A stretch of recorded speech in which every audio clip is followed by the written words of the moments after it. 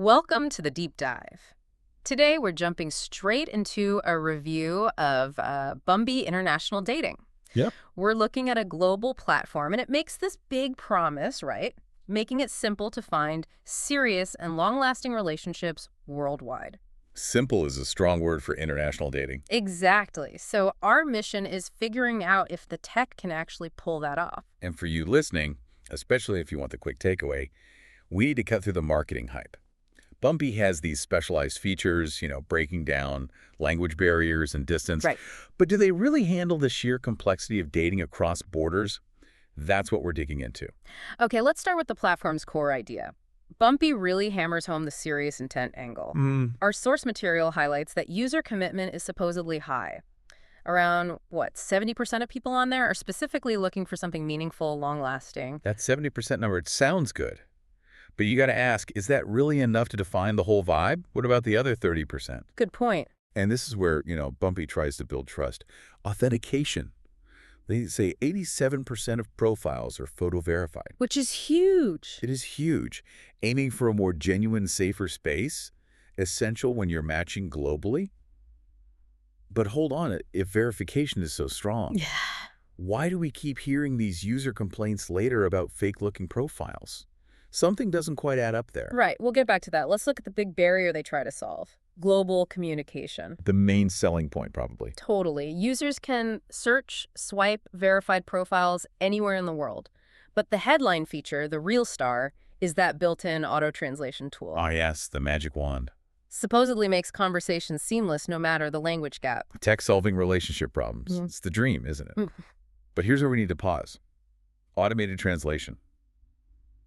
It's functional, sure, Yeah. but it often misses the nuance, especially in dating, where tone and emotion are everything. Does the source material suggest users feel these translations create real depth? Or are they just, good enough to set up a video call later? It seems more functional based on the overall ease of use they mention. The platform is generally simple to navigate, leverages that big global user base. So the pros are ease of use, global reach, translation support. Sounds good on paper. But then comes the reality check.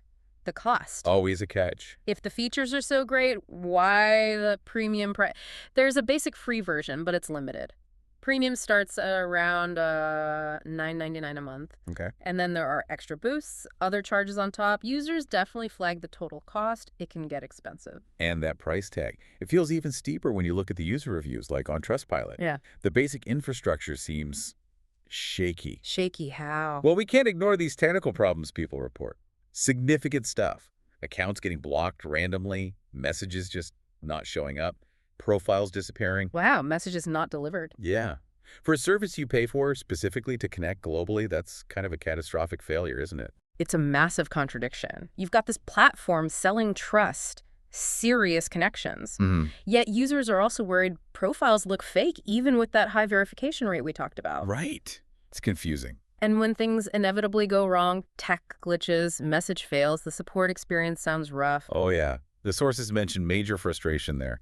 Customer support is often described as painfully slow. Or just automated responses. Exactly. Not helpful when you've got a real problem, maybe with someone you're trying to build a connection with halfway across the world. So frustrating. And what's really fascinating is what remains difficult.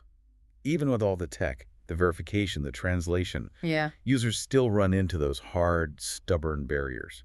Time zones, language nuances the tool misses, cultural gaps. So the tech provides a bridge, maybe. A bridge, yeah, but it doesn't just magically erase the fundamental challenge of managing a complex human connection across continents and cultures. Okay, so let's try and synthesize this for you listening. Bumpy International Dating definitely offers specialized tools. It's focused on serious international dating backed by, that high photo verification rate. And it's a big but.